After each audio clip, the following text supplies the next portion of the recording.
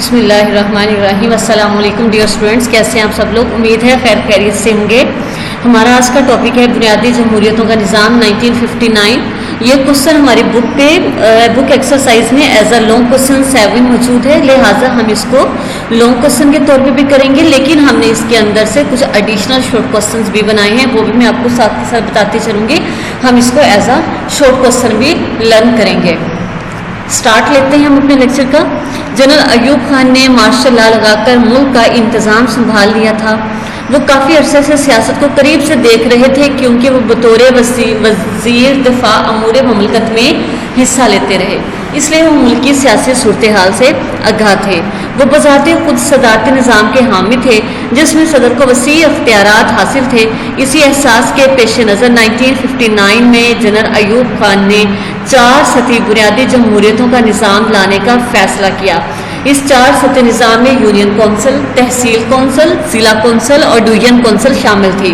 کیا دیکھا ہم نے اس میں یہ دیکھا کہ جب جنرل ایوب خان نے مارشل لا لگا دیا تھا، پیچھے ہم پڑھ چکے کہ پہلا martial law general Ayub Khan نے لگایا تھا، اور مارشل لا کسے کہتے ہیں؟ جب ملکی امور تمام کے تمام آرمی کے انڈر آ جاتے ہیں، اسے ہم مارشل لا بولتے ہیں، اور یہ پہلی دفعہ مارشل لا لگا تھا اور یہ ایوب خان نے لگایا تھا۔ تو ایوب خان چونکہ اس وقت سیاست کو بڑے قریب سے دیکھ رہے تھے، اور وہ ملکی امور وزیر دفاع امور مملکت میں بھی حصہ لے چکے تھے، اور سیاسی صورتحال سے بخوبی آگاہ تھے، اور وہ خود چاہتے تھے کہ وہ خود صدارتی نظام کے حامی تھے۔ نظام 2 طرح کا ہوتا ہے، ایک ہوتا ہے پارلیمانی نظام اور ایک ہوتا ہے امریت پسند نظام۔ اور جو پارلیمانی نظام ہوتا ہے اس میں تمام کے تمام اختیارات جو ہوتے ہیں وہ وزیر اعظم کے انڈر ہوتے ہیں، جبکہ جو صدارتی نظام ہوتا ہے اس میں زیادہ تر جو معاملات ہوتے ہیں، زیادہ تر جو معاملات ہوتے ہیں وہ صدر دیکھتا ہے، صدر کے اندر ہوتے ہیں۔ اب ایوب خان بھی صدارتی نظام کے ہی حامی تھے، لہٰذا اسی احساس کے پیش نظر 1959 میں جب جنرل ایوب خان نے 4 سطحی بنیادی جمہوریتوں کا نظام لانے کا فیصلہ کیا، تو اس نظام کے 4 مراحل تھے وہ درج ذیل تھے: یونین کونسل، تحصیل کونسل، ضلع کونسل اور ڈویژن کونسل۔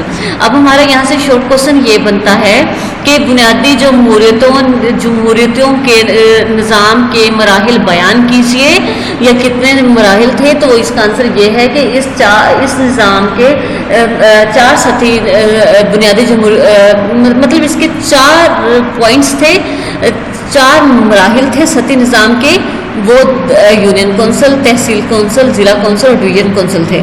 اب آتے ہیں یونین کونسل یعنی ٹاؤن کمیٹی پہ۔ بڑے دیہی قصبات میں یونین کونسل اور چھوٹے قصبات میں ٹاؤن کمیٹی بنیادی جمہوریتوں کی پہلی منزل تھی۔ ہر یونین کونسل متعدد دیہاتوں پر مشتمل تھی اور 5000 سے لے کر 10,000 تک آبادی کی نمائندگی کرتی تھی۔ ہر 1000 افراد کی نمائندگی ایک رکن کرتا تھا۔ یونین کونسل کے نمائندے اپنا ایک چیئرمین منتخب کرتے تھے۔ چھوٹے قصبوں میں ٹاؤن کمیٹی کے ارکان کا انتخاب کیا جاتا تھا۔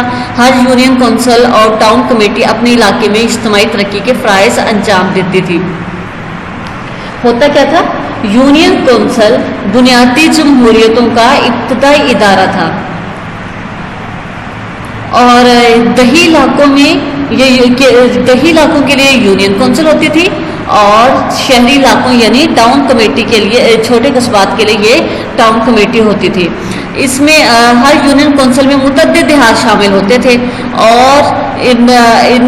اور یہ جو یونین تھی یہ کم سے کم 5000 اور زیادہ سے زیادہ 10,000 لوگوں کی نمائندگی کرتی تھی، اور 1000 افراد کی نمائندگی ایک رکن کرتا تھا۔ یعنی اگر 5000 افراد تھے تو ان کی نمائندگی کے لیے 5 رکن تھے، 10,000 افراد تھے تو ان کی نمائندگی کے لیے 10 رکن تھے۔ اب یونین کونسل کے نمائندے پہلے یونین کونسل بن جاتی ہے، جب یونین کونسل کے جو منتخب شدہ نمائندے ہوتے ہیں وہ اپنے بیچ میں ایک چیئرمین منتخب کر لیتے تھے۔ اس طرح چھوٹے قصبوں میں ٹاؤن کمیٹی کے ارکان کا انتخاب کیا جاتا تھا۔ ٹاؤن کمیٹی کے ارکان کا انتخاب کہاں سے کیا جاتا تھا؟ چھوٹے قصبوں میں ٹاؤن کمیٹی کے ارکان کا انتخاب کیا جاتا تھا۔ ہر یونین کونسل اور ٹاؤن کمیٹی اپنے علاقے میں اجتماعی ترقی کے فرائض انجام دیتی تھی۔ اب ان کا کام کیا ہوتا تھا؟ یونین کونسل کا کام کیا ہوتا تھا؟ ٹاؤن کمیٹی اپنے علاقے میں اجتماعی ترقی کے فرائض انجام دینا۔ نیکسٹ ہے ہمارے تحصیل کونسل یعنی تھانہ کونسل. بنیادی جمہوریتوں کے نظام کی دوسری منزل تھانہ کونسل اور تحصیل کونسل کہلاتی تھی. مغربی پاکستان میں تحصیل کونسل کا چیئرمین تحصیلدار ہوتا تھا. تحصیل میں شامل تمام یونین کے کونسلوں کے چیئرمین تحصیل کونسل کے اراکین ہوتے تھے. اسی طرح مشرقی پاکستان میں ہر تھانہ کونسل تھا تمام یونین کونسلوں اور قصبات کی ٹاؤن کمیٹیوں کے چیئرمین پر مشتمل ہوتی تھی اور اس کا چیئرمین سب ڈویژنل افیسر ہوتا تھا. ہر تھانہ اور تحصیل کونسل اپنے حدود میں واقع یونین کونسلوں کی سرگرمیوں کو بامقصد اور مربوط بناتی تھی. سیکنڈ سٹیپ پہ کیا چیز ہوتی تھی؟ بنیادی جمہوریتوں کے نظام میں سیکنڈ سٹیپ پہ تھانہ کونسل اور تحصیل کونسل تھی. مغربی پاکستان میں تحصیل کونسل جبکہ مشرقی پاکستان میں تھانہ کونسل ہوتا تھا. اب ہوتا یہ تھا کہ تحصیل کونسل کا چیئرمین تحصیلدار کہلاتا تھا اور تھانہ کونسل کا چیئرمین ڈویژنل افیسر کہلاتا تھا. رائٹ. اب ان کے اندر اراکین کون کون سے شامل ہوتے تھے؟ تحصیل میں شامل تمام یونین کونسلوں کے چیئرمین اور تحصیل کونسل کے اراکین ہوتے تھے. یعنی تحصیل کونسل کے اراکین کون سے ہوتے تھے؟ جو ہم پیچھے پڑھ چکے یونین کونسل، اس میں موجود تمام جو چیئرمین ہوتے تھے وہ تحصیل کونسل کے اراکین میں شامل ہوتے تھے. اب اس طرح آپ نے یہ بھی دیکھا کہ مغربی پاکستان میں تحصیل کونسل اور اس کا چیئرمین تحصیلدار، اور مشرقی پاکستان میں تھانہ کونسل اور اس کا چیئرمین سب ڈویژنل افیسر ہوتا تھا. نیکسٹ ہے تمام یونین کونسلوں اور قصبات کے ٹاؤن کمیٹیوں کے چیئرمینوں پر مشتمل ہوتی تھی. ہر تھانہ اور تحصیل کونسل، اب ان کا کام کیا تھا؟ ان کے فرائض میں کیا چیز شامل تھی؟ وہ یہ چیز شامل تھی کہ ہر تھانہ اور تحصیل کونسل اپنے حدود میں واقع یونین کونسلوں کی سرگرمیوں کو بامقصد اور مربوط بناتی تھی. اس کو دوبارہ سے دیکھیے، جو کہ آپ کی بک میں نہیں ہے لیکن میں نے خود سے شامل کیا ہے. سن لیں آپ اس کو ایک دفعہ سے کہ ان کے فرائض میں کیا کیا چیز شامل ہوتی تھی. تحصیل کونسل تھانہ کونسل میں یہ ہوتا تھا کہ مغربی پاکستان میں تحصیل کونسل اور مشرقی پاکستان میں تھانہ کونسل دوسرا مرحلہ تھا. اس کا چیئرمین ڈویژنل افیسر کہلاتا تھا. اس میں سرکاری اہلکار، نامزد ارکان اور منتخب عوامی نمائندے شامل ہوتے تھے اور ان کے فرائض میں شامل علاقوں میں تعلیمی اور معاشی منصوبوں کی تیاری وغیرہ شامل تھی. نیکسٹ ہے ضلع کونسل. پوائنٹ 3، ضلع کونسل بنیادی جمہوریت کے نظام کی تیسری اہم منزل تھی، یعنی ڈسٹرکٹ کونسل. یہ ضلع بھر کی یونین کونسلوں، ٹاؤن کمیٹیوں اور یونین کمیٹیوں کے منتخب چیئرمینوں، میونسپل کمیٹیوں کے چیئرمینوں، کنٹونمنٹ بورڈوں کے نائب صدر اور سرکاری افسروں پر مشتمل تھی.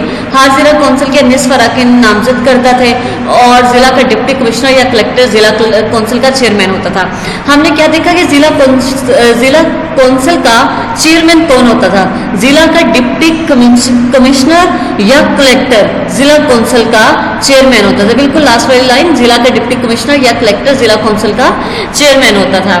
اب اس کے اراکین میں کون کون شامل تھا؟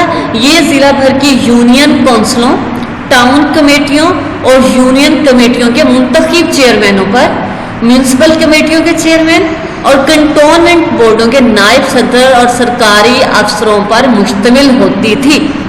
اور اس ضلع کے کونسل کے نصف اراکین جو تھے وہ نامزد کردہ تھے.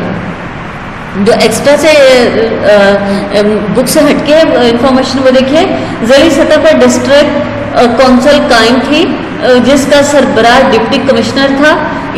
جس میں اس کونسل میں آدھی تعداد سرکاری اور غیر سرکاری اراکین کی ہوتی تھی اور آدھی تعداد منتخب نمائندوں کی ہوتی تھی. اور ان کے فرائض میں شامل کیا تھا؟ جو ان کا اہم فریضہ تھا وہ یہ تھا کہ سڑکیں بنانا، سکولوں کا قیام، صحت و صفائی کا انتظام، ہسپتالوں کا قیام، امراض کی روک تھام کے اقدامات کرنا، آب رسانی کا مناسب بندوبست کرنا اور امداد باہمی کا فروغ وغیرہ شامل تھا. نیکسٹ آ جائیے پوائنٹ نمبر 4 جو ہمارا ہے ڈویژنل کونسل. ڈویژن کونسل دیکھیے، ڈویژن کونسل بنیادی جمہوریت کے نظام کی آخری منزل تھی. ہر ڈویژنل کونسل سرکاری نامزد کردہ اور منتخب اراکین پر مشتمل ہوتی تھی. ڈسٹرکٹ کونسلوں کے چیئرمین بلحاظ عہدہ ڈویژنل کونسل کے رکن ہوتے تھے. ڈویژنل کمشنر بلحاظ عہدہ ڈویژنل کونسل کا چیئرمین ہوتا تھا. ڈویژن کونسل اپنے ماتحت کنٹونمنٹ بورڈوں اور مقامی اداروں کی سرگرمیوں میں رغبت قائم کرتے تھے. ڈویژن کے لیے ترقیاتی اور ترقیاتی اسکیمیں مرتب کرتی تھی اور حکومت کی جاری کردہ ہدایت پر عمل درآمد کرواتی تھی. یعنی اس 4 سطحی نظام کی آخری منزل کون سی تھی؟ Divisional council. اس کا کام کا کیا، اس میں کیا ہوتا تھا کہ اس کے ہر ڈویژنل کونسل کے سرکاری یعنی نامزد کردہ اور منتخب اراکین اس کے اراکین میں شامل ہوتے تھے. یعنی نامزد کردہ سرکاری، نامزد کردہ اور منتخب اراکین پر یہ ڈویژنل کونسل مشتمل ہوتے تھے. اور ڈسٹرکٹ کونسلوں کے جو چیئرمین ہوتے تھے، جو پیچھے ہم پڑھ چکے ڈسٹرکٹ کونسل ہم پیچھے پڑھ چکے، جو اس کے چیئرمین ہوتے تھے وہ بلحاظ عہدہ ڈویژنل کونسل کے رکن ہوتے تھے. ادھر ڈسٹرکٹ کونسل کے وہ چیئرمین ہوتے تھے، جبکہ وہ ڈویژنل کونسل کے اندر اس کے رکن ہوتے تھے. ڈویژنل کمشنر بلحاظ عہدہ ڈویژنل کونسل کا چیئرمین ہوتا تھا. اب یہاں یہ پوائنٹ ہے کہ ڈویژنل کونسل کا چیئرمین کون ہوتا تھا؟ جو ڈویژنل کمشنر ہوتا تھا بلحاظ عہدہ یہ ڈویژنل کونسل کا چیئرمین ہوتا تھا. اب ان کے فرائض میں کیا چیز شامل تھی، ان کا کام کیا تھا؟ ڈویژنل کونسل اپنے ماتحت جو کنٹونمنٹ بورڈ تھے اور مقامی ادارے تھے ان کی سرگرمیوں میں یہ ربط قائم کرتے تھے اور ڈویژن کے لیے ترقیاتی اسکیمیں مرتب کرتے تھے اور حکومت کی جاری کردہ جو ہدایات تھیں ان پہ عمل درآمد کرواتے تھے عوام سے. لاسٹ میں ہے اس کا کنکلوژن اس چیپٹر کا کہ ہم نے اس میں کیا پڑھا. نظام کی افادیت. اس نظام کا مقصد عوامی سطح پر لوگوں کے مسائل حل کرنا تھا. اس نظام میں گاؤں اور محلے کی سطح پر عوامی نمائندوں کا انتخاب کیا جاتا تھا. یہ عوامی نمائندے اپنے علاقے کے مسائل سے بخوبی آگاہ ہوتے تھے اور عوام کو جواب دہ بھی ہوتے تھے. اس نظام کے قیام سے لوگوں کے بنیادی مسائل کی طرف توجہ دی گئی اور ان کے سماجی اور فلاحی بہبود کے لیے منصوبے شروع کیے گئے. جنرل ایوب خان نے بنیادی جمہوریتوں کے نظام کا حکم نامہ 26 اکتوبر 1959 کو جاری کیا، جس کے نتیجے میں دسمبر 1959 اور جنوری 1960 میں ملک میں انتخابات ہوئے اور جن میں 80,000 نمائندوں کو منتخب کیا گیا.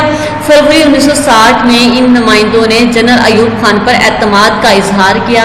اس طرح 17 فروری 1960 کو جنرل ایوب خان نے صدر پاکستان کی حیثیت سے حلف اٹھایا. یہ تھا ہمارا آج کا لیکچر. دوبارہ سے دیکھیے پڑھا کیا ہم نے ٹاپک آج بنیادی جمہوریتوں کا نظام پڑھا، جس کے کچھ پوائنٹس تھے: یونین کونسل، ٹاؤن کمیٹی، تحصیل کونسل، تھانہ کونسل، ضلع کونسل، ڈویژنل کونسل، اور لاسٹ میں ہم نے اس میں دیکھا کہ نظام کی افادیت.